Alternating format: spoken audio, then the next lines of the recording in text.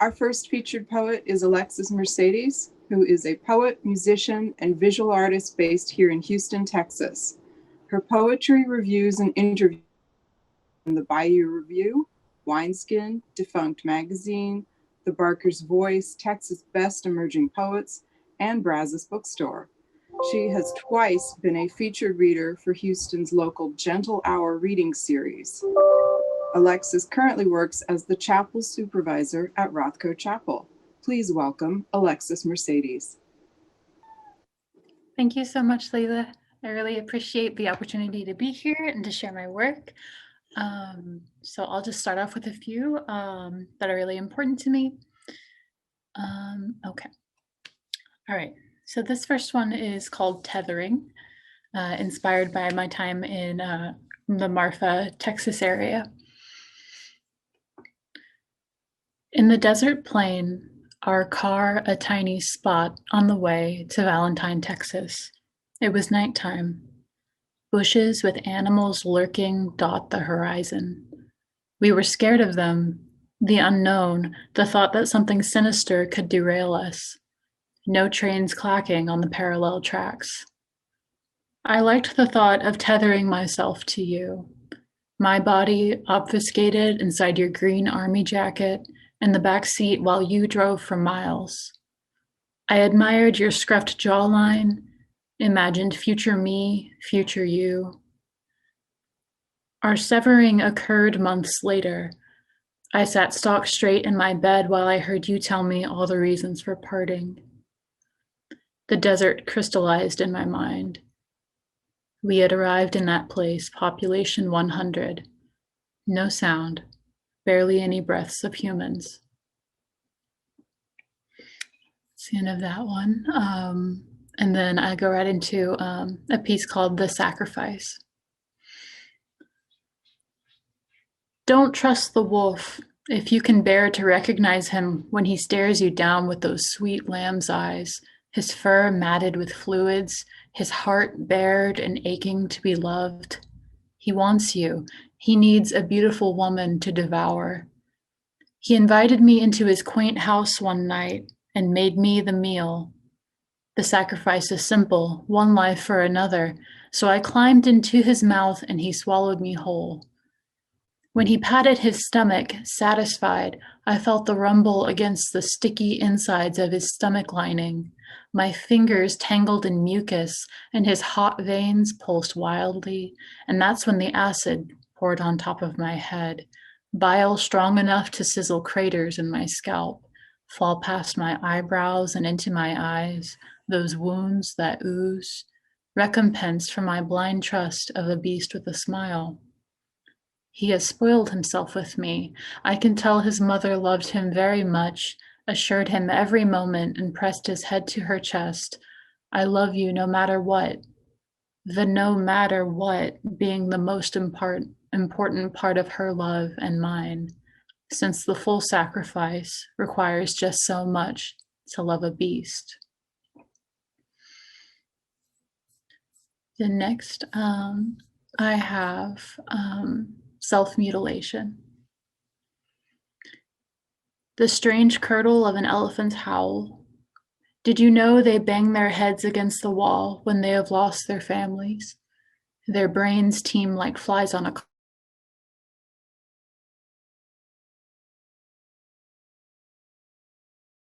They are so reverently large, filled to near splitting with the grotesque of loves, composed of memory.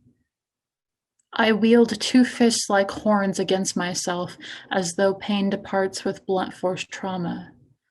Here I am, making blue. My memories are enemies, throat raw with a voice I picked up long ago, saying, I never forget a face. Then I think I have time for one more, just to make sure. Okay. This one is called Family Dynamic. It's about my brother, who is in prison in Central Texas. I smell my brother's black leather jacket in the hall closet, hanging next to old flowered suitcases with broken plastic handles, maybe the ones he once used to run away. He's in a cell in Central Texas, the criminal. The unknown mind of that tall, brooding figure. He's my brother in the leather jacket with the shaved head, writing letters about the books he's reading. Yes to the books. Yes to the assault on the officers. Yes to running away. Yes to the stories my mom tells about him and his gray eyes. Yes to the way we both laid quiet as monks, 18 years apart, devoted to our silence in cribs, but same in melancholy and cynicism. Yes to our quiet minds and striking violent tendencies, the traits that tether us, the holes in the wall, from fists like the holes in our skins. Unknown brother taking ecstasy, walking around in grocery stores off Bengal and 290, near home, the cosmic brownies he ate, the chocolate chewy and melting in his mouth like fireworks and patterns on the glass doors of the frozen section. When he tells me this story, I want to be there too, 10 years ago, in a leather jacket, tripping and smoking. He only has so much time, it seems. So yes to only so much time. Yes to the missing, the segregated cell, the hug through thick glass. Yes to a monk's legacy, to making a home out of the Texas prison system, the jacket still hanging up in our hall closet. Yes to brothers in unknown jackets, smoking long ago forgotten and smashed cigarettes on elsewhere concrete, the smoke rising forever and ever. Amen. Thank you. Thank you. That was really powerful. Our next featured poet is Eric, recipient of the Imprint C. Glenn Camber Fellowship, and he is pursuing an MFA at the University of Houston. Eric currently serves as digital editor for Gulf Coast, a journal of literature and fine arts. Please welcome Eric Brown. Thank you, Leela, and thank you, Fran, for having me and all the public poetry folks. I was having some issues with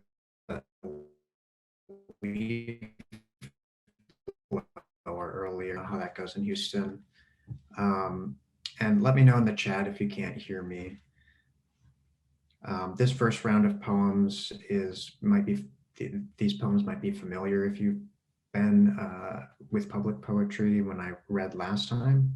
And then the second round of poems will be newer poems. Queer poem. Is a queer poem a burglary of joy on the page? Joy has to come from somewhere, something. Queer poem a melodrama, a kind of language? Is it camp and apolitical in its revolt, anarchic and thin? Is it sex or autoerotic, or does it deconstruct? Does it ring to the tune of compulsory heterosexuality? Does a queer poem fail where boyhood poems erupt? A queer poem knows there is no promised gravity. Is a queer poem just a day when I can't get out of bed? Is it an invisible gesture to a lover, a blank marquee? Is it a list of all my Truvada dreams about nuclear warheads? Is it where the dead are doing wonderfully? Is tragedy impossible in a queer poem after all? Like death, is it erotic or theoretical, a transdermal narcotic, a formal application of the constant move towards a default?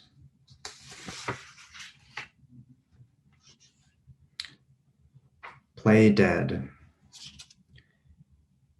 I remember the backyard denim stained green, the way guns signified play. I perform a drop to the ground and die in the front yard.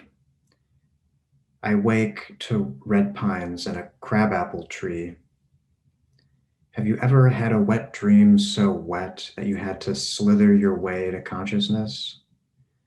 The grass is just a mimicry of turf on the floor of a bunker.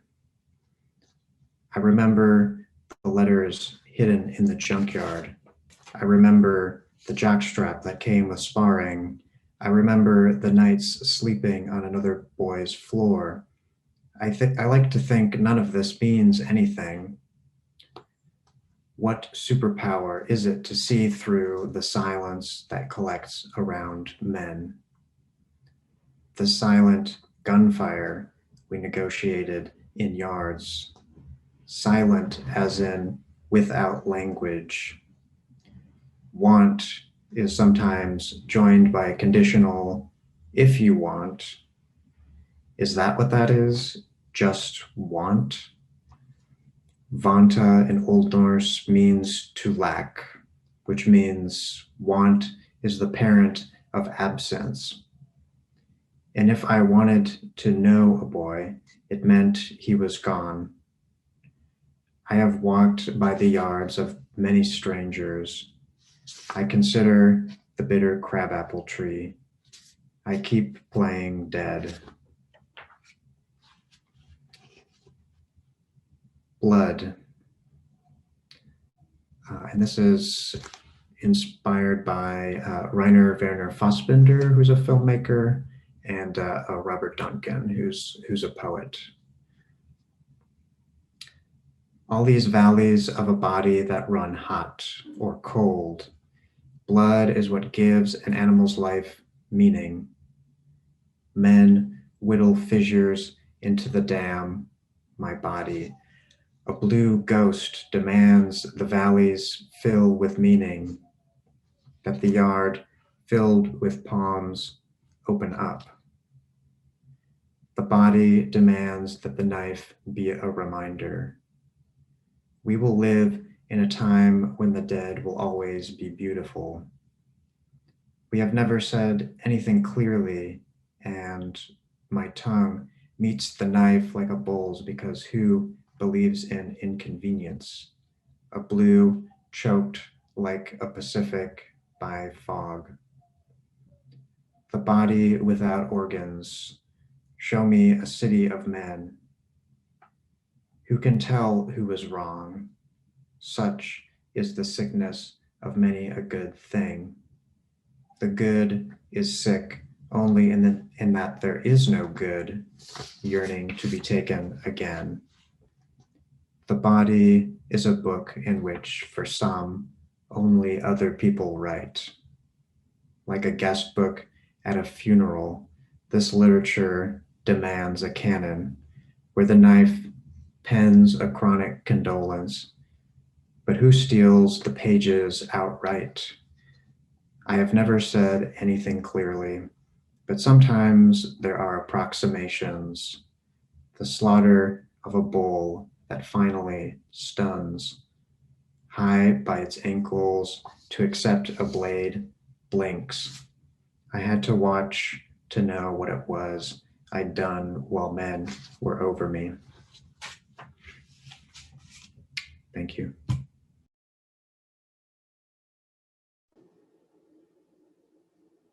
Thank you. Really, really like that poem. So our next poet is Texas-born Afro-Latinx performance artist, dancer, and Pushcart-nominated poet Arielle Cottingham is an internationally touring whirlwind. With an Australian Poetry Championship under their belt, they merge elements of dance and physical theater with written poetry to create multidisciplinary short works. They have toured throughout the US, Australia, Southeast Asia, and no doubt many other places. I lost my place, sorry. Their work has been published in Stellium Literary Magazine, Booth, Pressure Gauge Press, and elsewhere. And their chapbook, Black and Ropey, was published by Pitt Street Poetry. They're currently pining for falafel at their desk in Berlin. Please welcome Arielle Cottingham. Hi, everybody. Thanks so much for having me. Yeah, it's I'm getting a warning that my internet is unstable. I see in the chat someone else also loves falafel. It's wonderful. I miss it so much. We're in lockdown round 3 here in Berlin, so I've spent a lot of time knitting. Yeah, so tonight, because it's nighttime here, I'll be reading an excerpt from a long form piece that I'm working on, slowly turning into like full set, maybe even like bringing back some of my old theater and dance elements for when I have space again. I'm living in a studio apartment right now, so not a whole lot of dance or physical theater happening at the moment. But yeah, we just made it through the wildest. 2021 is shaped up to be even wilder.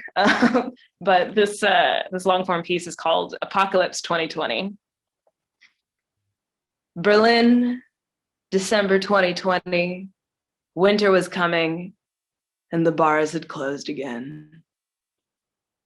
It was supposed to be the year of hindsight, of knowing you fucked up and how you were finna do better. It was supposed to be the year of getting your shit together finally, the year of clarity. And so it still was. Let us pray. I hope you all enjoyed that. Okay, that was awesome. But you'll be back for round 2. Yes, I have another Yes, one. Yes, there will be more. That was awesome, and I want to go to Berlin and everywhere. So our next featured poet is Brian Beard, who has worked as a Peace Corps volunteer in West Africa, a bar musician in Paris, a construction worker in rural Georgia, and a teacher in the New York City Public Schools. He currently lives in Houston, where he teaches classes on philosophy, spirituality, and literature to high school seniors. Oh man, props to you. Brian also Bolivia and Peru, and serves on the Education Committee for Writers in the Schools. His poetry appears in Bellevue Literary Review, The New Guard, Poetry East, The Prose Poem Project, Quiddity, Red Rock Review, Sentence, and elsewhere. Please welcome Brian Beard. Thanks, Leila. Thanks, Fran. Thanks, Leila. Thanks, everyone at Houston Public Library and Public Poetry.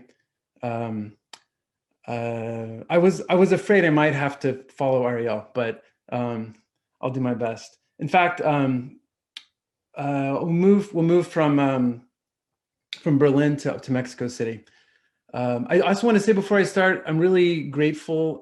2 very dear mentors of mine are here, Kurt Heinzelman and John Page, and I just want to thank you all so much for showing up. It really means a lot. All right, this poem came out in Spanish, and I started to translate it back into English and stopped halfway, so it's a bit of a mix. Death in CDMX. Sunday por la mañana. La colonia Roma está tranquila. The virus is spreading all over the world. Sobre el fregadero ondea la cortina, bandera blanca de mi vida. ¿En qué momento se cayó la botella del vino? With what intelligence se ha hecho esta pintura guinda sobre el piso de ajedrez de la cocina estrecha? We stayed up all night watching movies about la revolución. She sleeps on the sofa as if she herself were la muerta, engullido el tiempo en pedazos hambrientas y inconscientes. Solo me queda un idioma. Las palabras de cual me escapan como banditos from an ATM. Throw a flower por la ventana. Pasa una bicicleta. Tosa como una mujer 3 veces su edad. Time's up, güero. If you receive a survey about your experience, no hay que contestar. Little man, you are not a good person, love.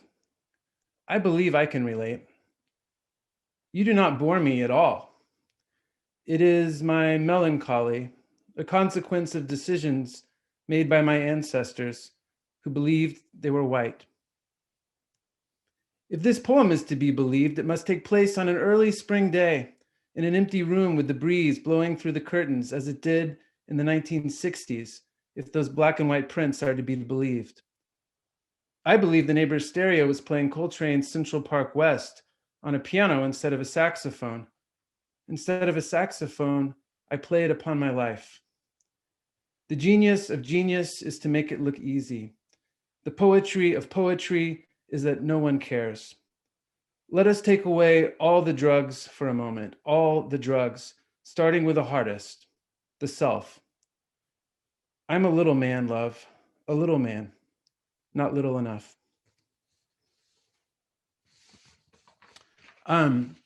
This next poem was inspired by a drawing that I saw at the new Kinder building at the MFA, which is amazing. If you haven't seen it yet, this one is, here it is. It's by Helmut Fedel, and it's called Two Identical Compositions, One Over the Other. And the poem is called Two Identical Gods, One Over the Other. This one is like that one, is love. Knows you will die, will do nothing to stop it. As trees, as ladders, as languages. That one is like this one, is everywhere, forgives your falseness, longs to live in you, as music, as falling, as stars.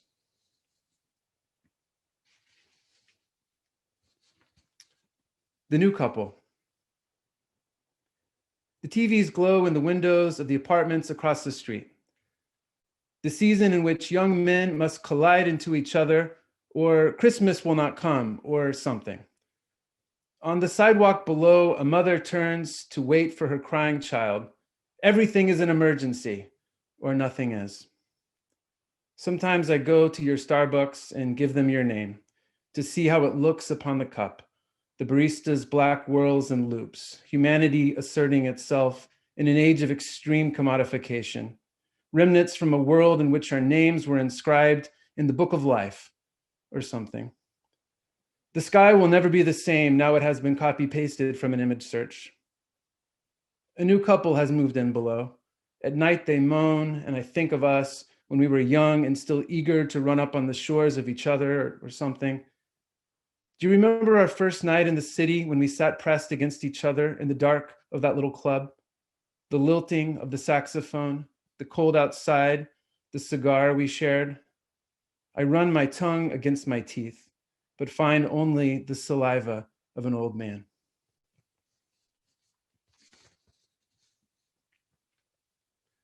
Golden Gate. Is that you again? Asking what I'm going to do with my life? I can't understand you. You never went to school to be God, God. So what makes you think you can be a good God? I locked you up to keep us safe. Nothing personal. The water is a big mouth. I do admit a need to be swallowed up. Teach me your language. Is that your wind which lifts me up? Are those your waves which roll in the glass glints of sun like tongues of fire? Thanks. And I have one more here in this set. When you find, you will become troubled. When she began reciting the Gospel of Thomas in her sleep, I knew something was up. We were staying in then. The cafe that will be open until the end of time is your own. If the pain becomes unbearable, she said, kill me. Sure, I said, proud of myself, as money is proud of itself when it is used to pay for sin. Through the field glasses, the roofs of the buildings appeared as one, the sensuous contours drawn lovingly in Conte crayon. The neighbor's child could not stop arguing over Zoom. The hardness in your eyes, she said, is the hardness of slaveholders, and blinked in wounding telegraphic Alexandrines. That night, she removed the entire fiction section from our shelves, one novel at a time, flicking each one out the window onto the sidewalk.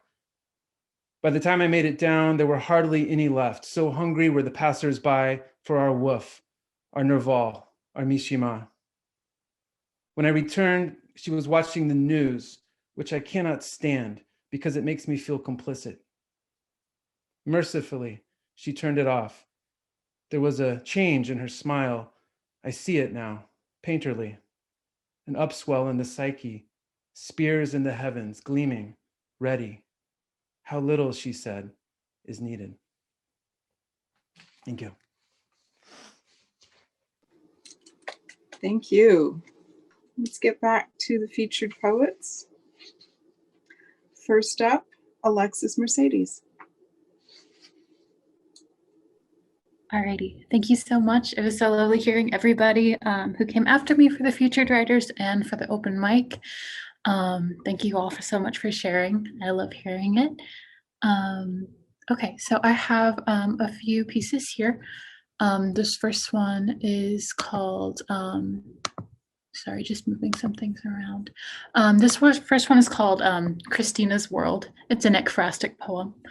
And I chose the painting before knowing that a lot of people tend to write ekphrastic poems about this piece, but I love it. So, okay, this is called Christina's World.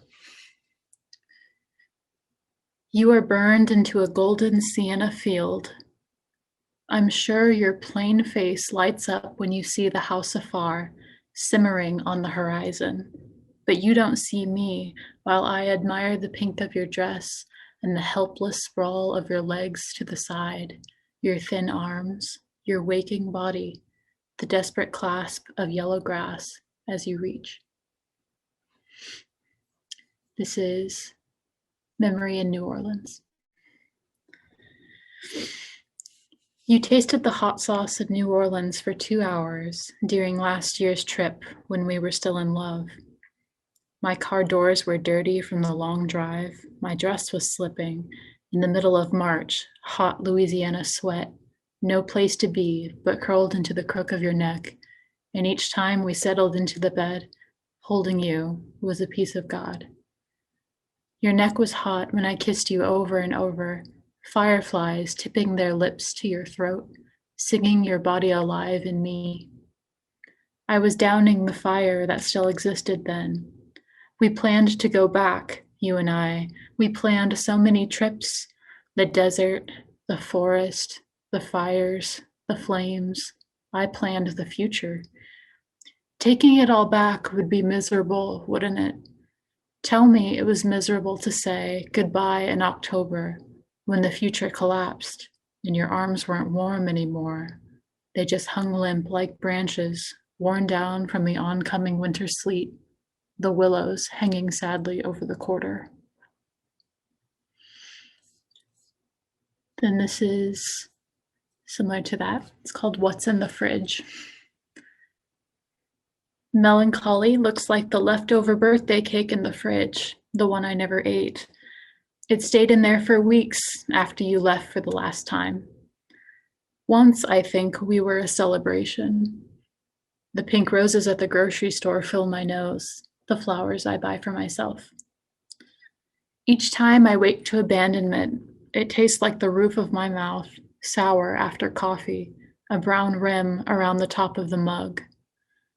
It feels like the gritted sludge between the tiles under my toes, the flimsy and thatched gray lint tangled in the washroom, my feet walking into the bathroom and by the kitchen sink I haven't cleaned in days. My body shifts through time. That's the most it can do. It's in the shiver I take when I lay in bed against the window, gauzy curtains clasping at my legs. It's the choke in my throat, the bitter tea bag molding on the windowsill. I feel the light with the morning rise like the cold bulb heat in the fridge, my arms reaching around the swinging door, filling the shelves with bottles of alcohol, heavy cream, a French press with leftover coffee and its grit gathering at the bottom. I still have your splintered measuring cup. You won't know when I fill it up with rice and water and spices to make my own meal tonight. It was empty, and now it is full. I think I have time for 2 more. Thank you, Leela. And these 2 are kind of thank you so much for the comments. I really appreciate them so much. Very validating, very helpful. This one's called DNR Baby. It's about my mom. Tell my mother you don't want to live anymore, and she'll be the first to say, me neither. I'm DNR baby, you can tattoo that on my chest. How do we live inside frames of pain, the stings curdling our veins, dragging our thoughts along the ridges of our most painful moments, the paralyzing fears of being forgotten or being left behind? That being is the most difficult part of living, when the dead parts of you take so long to slough off, and the scraping off the scabs is a ritual you like to do only when you want to keep holding onto something or someone who created that wound in the first place. I wonder if my mother scrapes her wounds like Job did in the Bible, puncturing the pus-filled boils on her skin. Evidence, she said, that God is fucking with her for the sake of it. And who among us do I not know? Tell me which of my friends and lovers and past selves are not all too cursing the day we were born. And then to end, this one is called Consolation, and it's very short. Today I cried. Nothing could have consoled me had not that cat curled into my arms like a sailboat embraces a lighthouse. No fear of riptide. Thank you. Thank you. I'm still thinking about that birthday cake. Next up, let's welcome back Eric Brown. Awesome, thank you. And Alexis, that was amazing. And I'm definitely, I think, looking forward to hearing more from the other poets. And I'm not really the type that really enjoys reading my own work, but so the next round, these are mostly new poems. And I don't know, I feel like I've been influenced a bit by like Emily Dickinson lately. Mainly just kind of in the way that she leaves something that, you know, there's always something that remains to be said in her poems. And I think also all of these poems I've written during the pandemic. So there's a lot of like grief and like dream poems that I've been writing. So, and they're also just kind of surreal. How bright is dark, after Emily Dickinson. I have known a form unfolded like an airline barf bag, the thin inscription of hope that dissolves the wax, wet, always dark, moving through its soggy containment, even the human body. The rain soaked us with a kind of heaven once. Then the worms demanded air. Then we were the worms, strung like an alphabet in the dark pools that evaporate by noon. I have known a datum, a dim LED, heaven's blade. I have waited for yesterday. The neighbor opens his fridge from across the street and brightens my room by 10 nanowatts. I do not wake.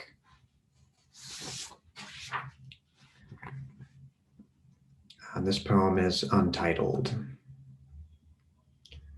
Whiplash of the torn landing in bedrooms, altitude of bodies that have never landed, given nothing but the noontide friction.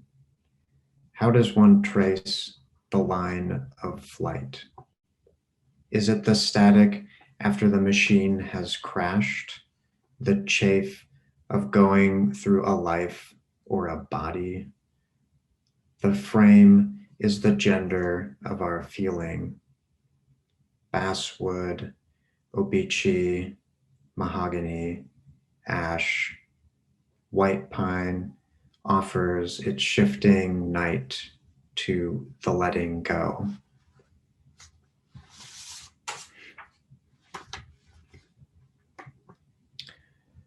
When I say we, joy turns into a lurking predator on hot summer days.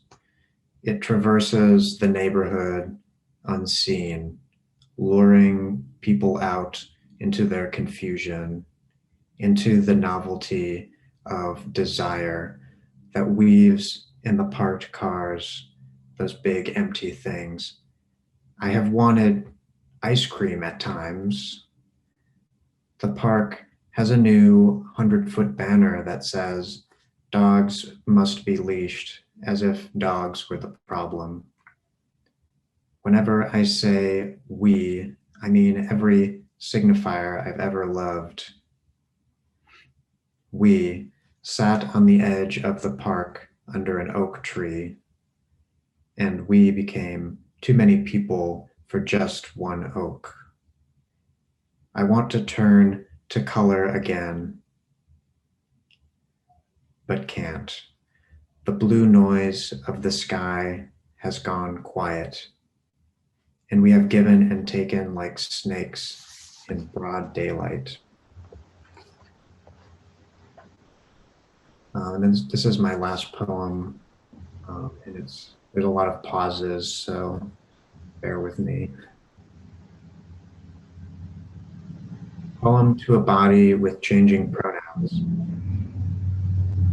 Would hold me on the beach, pinned to the sand, over a small bath towel. I didn't know that two people could exist in a moment of non-existence. But you were young then. I have never been, nowhere to be. I have come, the fallout of clouds, like a roach, wash the day out. I forget my pulse is not an ocean. It is time to go, wading back into the placeholder, my body, without the body of another. It grieves daily. How does it take without taking, without words? Kelp tangle in the unforgivable sand, fishy iodine and brine. In this place, it is not illegal to pee. It will accept all things. Empty the body or the commicular ghost of modernity. Give it the dead in coffins of plastic the size of beads, together with the crepuscular sanderlings edging the tide, then hovering to the rack line. The ballad finds a prolapse always in a kind of science, and the science tells us much about everything except what we really want to know, which perhaps is nothing. If there is a beach along nothing's edge, I will go and wait there.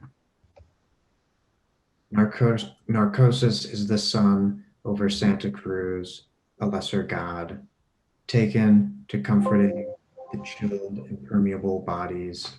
I wonder if I'll ever have a thought ever again, if I will ever find a home in a moment like this again. If I could write a poem without words, it would be the only one I'd ever consider publishing. Thank you. Thank you. Let's welcome back featured poet Brian Beard.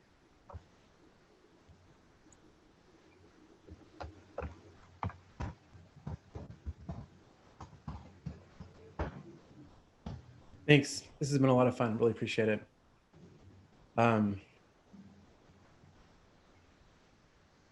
Either way, presenting problem, not engaged. Just like that about myself.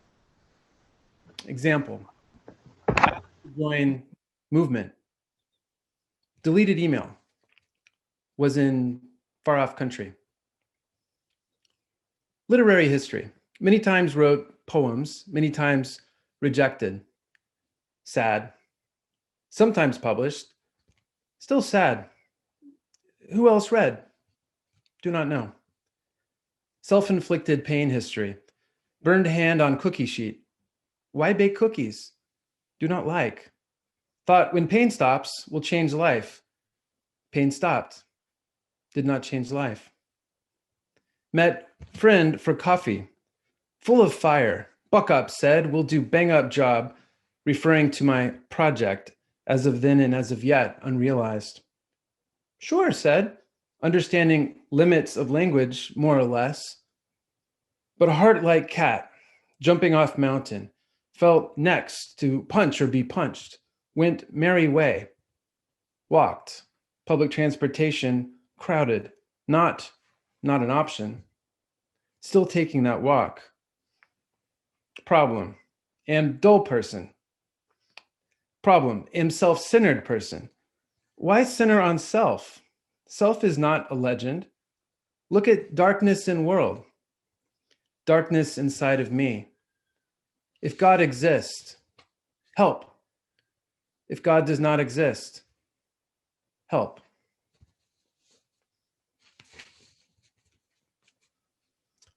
Autumn walk without catastrophe.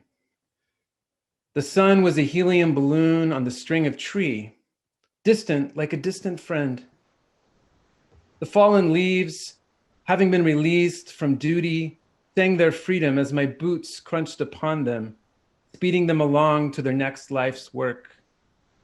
Taking your advice, I kept my chin up and almost fell into the pond. In real life, 9,000 years ago, the birds were the first to hop on social media. The jackdaw perched above the Euphrates, posing on fleek.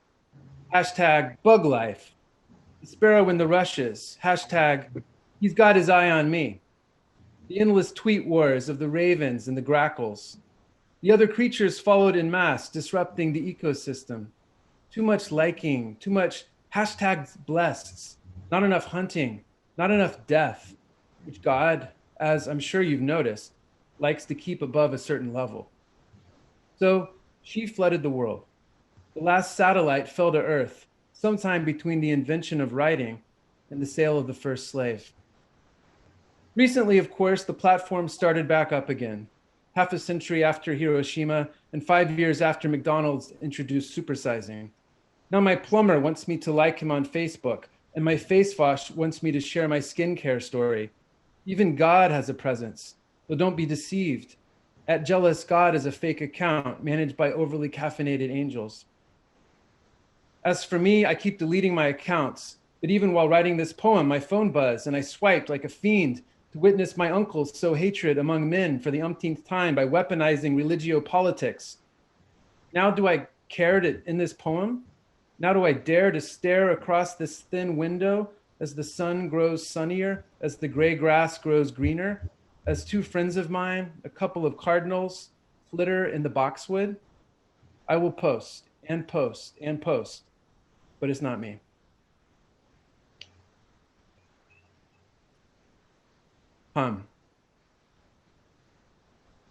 If you believe the 5-star reviews of life, life is the best thing ever. Oranges are conveniently designed for human consumption. Cats are bodhisattvas. Our excitement for each other's bodies creates new ones of us. If you believe the 1-star reviews of life, it's unfathomable how anyone could stomach sticking around for more than 40 years. Child brides, oil spills, auto-tune. Lighting never strikes the right people. Tonight I lay on this aggressively bleached motel bed comforter somewhere between Dallas and nowhere, anesthetized by the bottle of red wine my 2000 demons made me buy at Buc-ee's as my phone plays Sentimental Mood, as immortalized by Dizzy Gillespie and John Coltrane on September 26, 1963. Once the woman I love and I were waiting at the hospital for the elevator to take us up to the room where a child would be born to us. Also waiting beside us was the actor, Philip Seymour Hoffman. He might have been humming. 11 years later, he was found dead in his bathtub, a syringe in his arm. Had he been humming? Yes, I can hear him now. Outside, the 18-wheelers pass like a wind blown down from heaven. Take my 2000 demons with you past the blighted forest, the Wi-Fi connected exurbs. Take them with you to the nearest pig farm. Let them stampede across the state of Texas and hurl themselves into the Gulf of Mexico. Let the surf catch them and spin them and knock them about. Let them kick and claw and sputter and choke until they drown. Let the tide carry them out on their backs, their hooves raised in surrender, their jaws open to hum.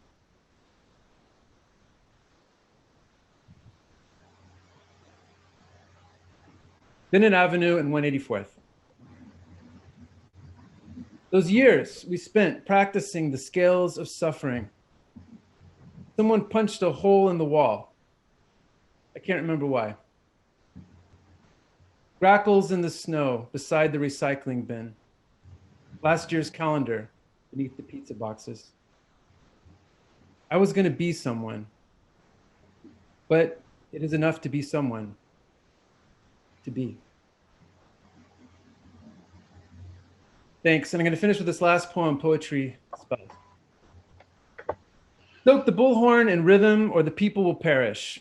Count the strokes as the dugout approaches the edge of the world. I see you, Emily Dickinson, sitting by the window in the house of misunderstanding, impersonating nobody. We march for justice on a Grecian urn, lining up against the forces of order, who with their rubber bullet guns take aim on our eyes, which God gave us to see the world. We are dying. The earth is dying with us. Yet, here is a needle to stitch together the colonized mind, the traumatized body. Fast for 3 days. Meet me at midnight. Bring all of you. Thank you.